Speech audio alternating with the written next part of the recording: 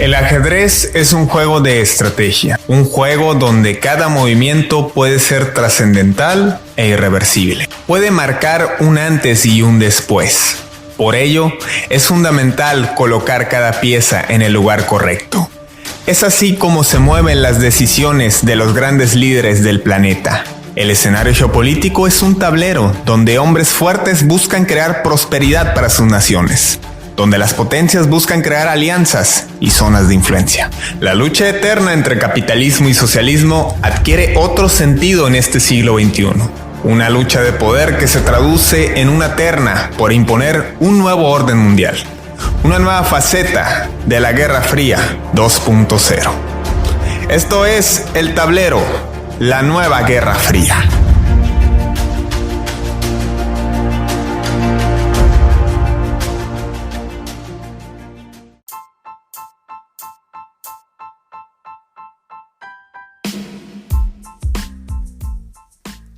Vaya semana la que tuvimos estos días pasados, ahora que el 24 de abril se cumplieran 2 meses de la operación militar rusa en Ucrania,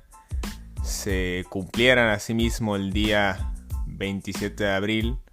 un aniversario del nacimiento, el 152 aniversario del nacimiento del líder ruso Vladimir Lenin,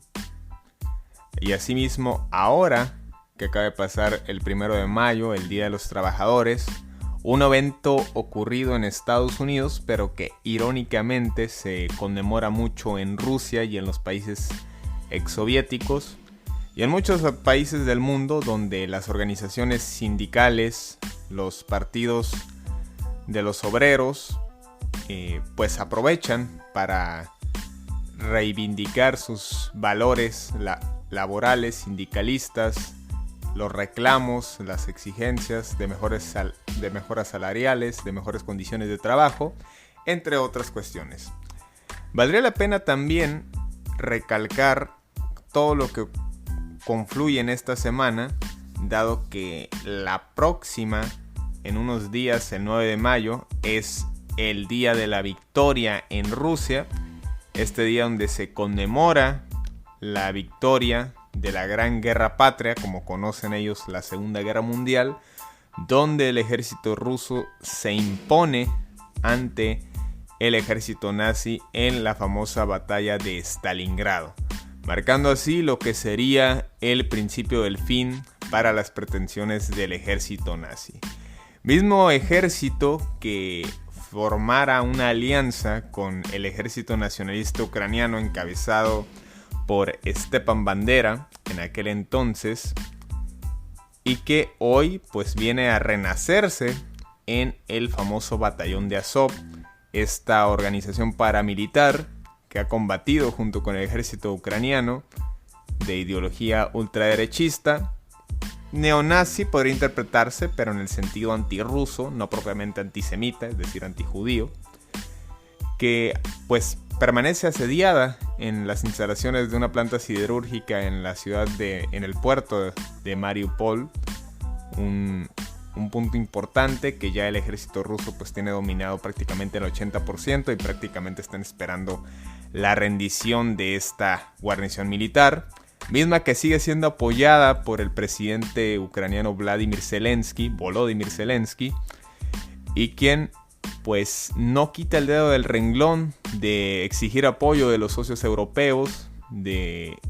Estados Unidos, que si bien ha enviado una buena cantidad, unas buenas toneladas de armamento, pues esto no ha significado un apoyo sustancial para las fuerzas ucranianas, entendiendo que mucho de ese material ha terminado disperso, no se han establecido los mecanismos correctos o adecuados para que llegue en manos de las fuerzas ucranianas, además de que muchos de estos miembros del ejército ucraniano desconocen cómo utilizar estas armas, dada el alto nivel, lo sofisticado que son de fabricación estadounidense, y que por lo mismo pues ahora en la visita de Nancy Pelosi, la líder del Partido Demócrata en el Congreso estadounidense, pues fue uno de los temas principales. Se buscará que miembros del ejército estadounidense entrenen a soldados ucranianos en territorio polaco, por lo mismo que Pelosi también visitara al presidente de Polonia, Andrzej Polczak. Por tanto, pues vemos cómo se dan estos movimientos, ¿no? Polonia, que ha tenido que lidiar con como refugio de 5 millones de ciudadanos ucranianos, y que irónicamente, remontándonos a 1938 y volviendo al tema del batallón de Azov, bueno, el líder que inspirara a este movimiento, esta agrupación paramilitar, por ahí de 1938, Stepan Bandera, junto con su ejército nacionalista ucraniano, ejercieron una masacre contra ciudadanos polacos que vivían en los linderos de Ucrania y Polonia, entendiendo que en ese entonces había una parte de territorio ucraniano, Ucrania no tenía territorio como tal, por lo tanto, pues le pertenecía a Polonia antes de la invasión nazi. Y el ejército de Bandera comete un genocidio contra personas polacas que estaban en esa región colindante, en la ciudad de Leópolis, una ciudad muy importante en Ucrania, y que hoy ha servido de vía de paso para las personas que han escapado de los horrores cometidos tanto por el ejército ucraniano como por el ejército ruso, hay que decirlo. Y que bueno, pues ahora las vueltas que da la vida, si algo demuestra la historia, es lo contradictorio que puede llegar a ser de unos años o conforme transcurren las décadas. Ahora Polonia, quien en su momento fue agredida por esa facción ucraniana, es quien ha servido de asilo para los civiles ucranianos, que bueno, todavía hay quienes apoyan a este batallón de Azov o se solidarizan con su lucha incesante que mantienen a pie firme en el este de Ucrania. Y es en el este de Ucrania donde en Donbass, la República de Lugansk y la República de Donetsk, pues ya están haciendo sus movimientos para lo que era evidente que habría de suceder, una posible anexión a Rusia. Y retomando que la historia es contradictoria, valdría la pena ver lo que está sucediendo en China. China, que en estos meses se ha encargado de ver cómo arde el mundo a lo lejos, desde las montañas, no desde los Himalaya, porque con India no se lleva tan bien como parecería, que ya ha tenido sus conflictos con India, pero hoy andan de buenos amigos ante la necesidad del gas ruso, que vaya que sí ha sido todo un tema, el suministro de gas ruso, que bueno, ahora que quien quiera gas ruso tiene que pagar en rublos, China e India se han puesto las pilas, a diferencia de lo que ha ocurrido con países europeos, como el caso de Bulgaria y el caso de Polonia, quienes ya han sufrido recortes de este gas, misma situación en Rumania, y que bueno, mientras no llegan a una negociación para pues aceptar pagos en euros o reconvertir esto a rublos y poder seguir contando con el suministro del que dependen 50% de sus actividades energéticas, pues la situación seguirá polémica. Y bueno, volviendo al tema de China, pasa que la historia es contradictoria, y por allá de 1950 es que el secretario de ese entonces, Henry Kissinger, lograra convencer a Mao Zedong de alejarse de la esfera de influencia rusa, de la esfera de influencia soviética, y jugar del bando estadounidense, a pesar de ser un estado socialista, autoritario, a quien se señala de distintos crímenes de lesa humanidad, violaciones de derechos humanos, un régimen represor el que ostentó Mao Zedong. No obstante, Estados Unidos lo jala hacia su bando, dejando de lado las esperanzas del Estado Nacional capitalista que buscaba crear la facción refugiada en Taiwán, que posteriormente daría forma a lo que hoy conocemos como un país semi-independiente, que no es reconocido plenamente por la ONU ni por Estados Unidos, pero que no obstante, al igual que Ucrania, ha recibido muchísimo armamento para defenderse de cualquier amenaza. Y la amenaza está a menos de 180 kilómetros. Y es la propia China. La República Popular de China, quien desde su Ministerio de Exteriores encabezado por Wang Yi, han dejado en claro que en cualquier momento habrán de actuar y tomar acción, ya sea por las buenas o por las malas, pero tratarán de por la fuerza actuar en lo que consideran su territorio, una provincia en rebeldía, en la isla de Taiwán. Y bueno, Estados Unidos ha proporcionado toda clase de armamento a Taiwán, ha hecho ejercicios marítimos y aéreos en esa zona, asimismo estableciendo todo un canal de comunicación en distintos puntos estratégicos. Recordemos que tiene importantes bases en Corea del Sur y Japón, países a los que se les acusa de estar empeñados, recordando pues las deudas que históricamente cargan por todo lo sucedido en la Segunda Guerra Mundial, y que irónicamente Japón hace poco reclamó una deuda histórica pero con Rusia. Sí, el ministro japonés Shinzo Abe resaltó que buscaría retomar el caso de las Islas Kurules, estas islas al norte de Japón, pertenecientes a Rusia, que están en el extremo de la provincia de Vladivostok, donde termina Rusia propiamente, donde termina la zona de Siberia antes de cruzar el estrecho de Bering hacia Alaska. Al sur de estas zonas que se encuentran estas islas, muy cerca del norte de Japón, por ello que pues por alguna razón, entendiéndose los tiempos, Japón buscara reclamarlas. Digo, Argentina está reclamando las Malvinas, me parece que cada país tiene derecho a reclamar islas cercanas a su territorio. Y bueno, pues no le hace gracia, por supuesto, a Rusia, quien se apodera de ellas precisamente en la Segunda Guerra Mundial, luego de que 40 años atrás, en 1905, Japón se apoderara de ellas en la famosa guerra ruso-japonesa, que fue el principio de fin para el imperio ruso y que curiosamente fuera el pie de apoyo para la revolución rusa propiciada por Vladimir Lenin, de quien hablábamos al principio, puesto que tras la derrota ante los japoneses hubo toda una serie de descontentos por parte de la población rusa que dejó de creer en digamos, la osadía, en el poder que podría ostentar el imperio ruso y toda la oligarquía cercana a la casa real rusa de los Romanov. Por ello que esto propiciara los movimientos bolcheviques para posteriormente ejercer la famosa Revolución de Octubre, creando así el primer estado socialista que se conociera en ese entonces. Volviendo al tema anterior, China reclama a Taiwán como parte de su territorio, y esto es muy importante porque así como Rusia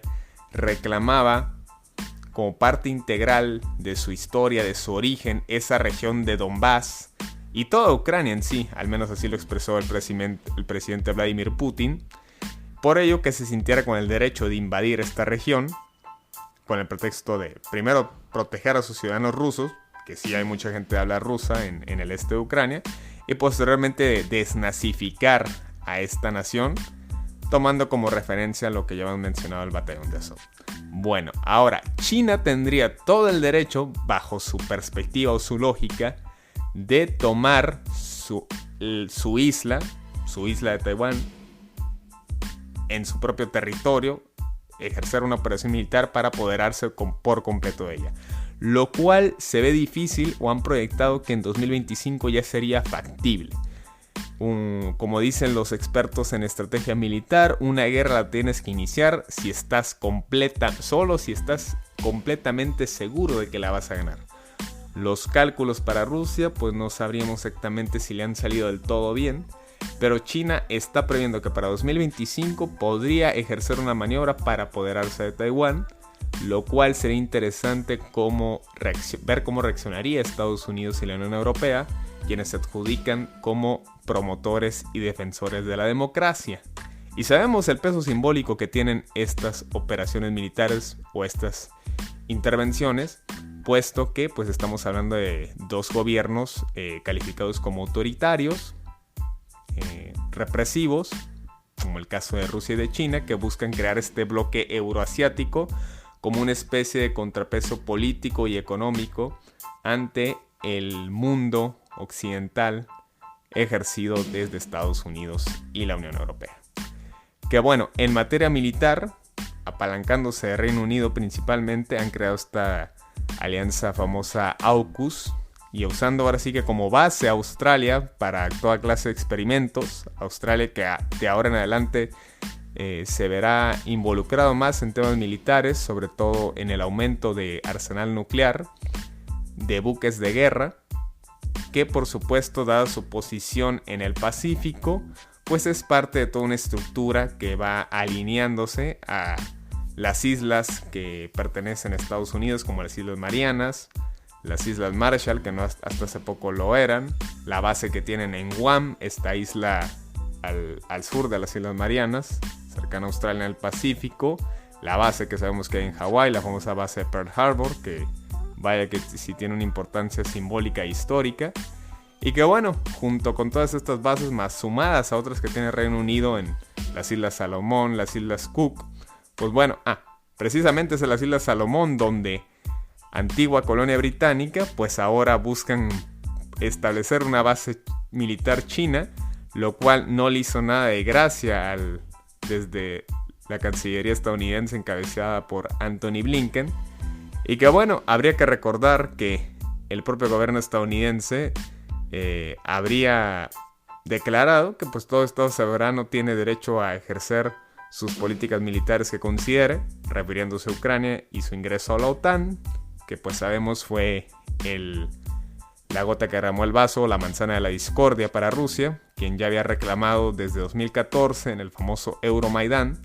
desde hace 8 años, que cualquier intento de ingreso a la OTAN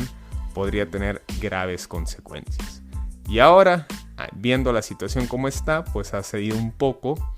digamos dándole permiso que entre la Unión Europea, aunque entendiéndose lo catastrófico que ha sido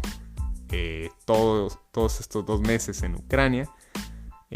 sería difícil ver que realmente le otorgan la licencia como miembro de la Unión Europea por todas las reparaciones y el peso que representaría para el organismo. Y volviendo al tema de la zona del Pacífico, pues China ya ha dejado en claro sus pretensiones. Está esta base militar en las Islas Salomón, que por supuesto es para contrarrestar toda esta influencia, esta esfera de poder que está ejerciendo Estados Unidos y Gran Bretaña, y que bueno, pues nos da un panorama de ver cómo se mueven las piezas en este tablero, que vaya que sí, dan mucho de qué hablar en este 2022, donde pensamos que una guerra a gran escala sería imposible, algo impensable, que vemos cómo pues se percibe cierta tibieza por parte de los organismos internacionales, el caso de la ONU. Hace poco también estuvo el secretario general del organismo, el portugués Antonio Guterres, estuvo en Ucrania, en la capital Kiev. De hecho, le llovieron algunos bombardeos, lo cual por supuesto fue inmediatamente reclamado el gobierno ruso. Y bueno, sin duda que hay muchas situaciones a analizar, muchas cosas raras que están pasando alrededor, y que ante todos los problemas políticos en materia de política exterior que están sucediendo, que están repercutiendo en la economía, se habla ya del fin de la globalización, ante esta serie de intervenciones que por supuesto han hecho pensar a muchos gobiernos en preocuparse por su producción interna de productos nacionales, especialmente en el tema energético. Vemos lo que está sucediendo en Europa ante la escasez de gas y también en el aumento de los precios de derivados de petróleo, como países como México ya están tomando medidas en el asunto para buscar una autosuficiencia o depender lo menos posible desde el exterior. Y bueno, a nosotros los ciudadanos de pie, a los civiles, pues eso nos afecta en temas como lo hemos comentado, como la inflación, el aumento en el precio de los alimentos, de los combustibles, y que por supuesto pues nos dejan en un limbo acerca de qué habrá de suceder en unos meses, en unos años, Pero pues no hay que ser alarmistas, pero tampoco confiarse del todo porque el futuro hoy más que nunca es incierto.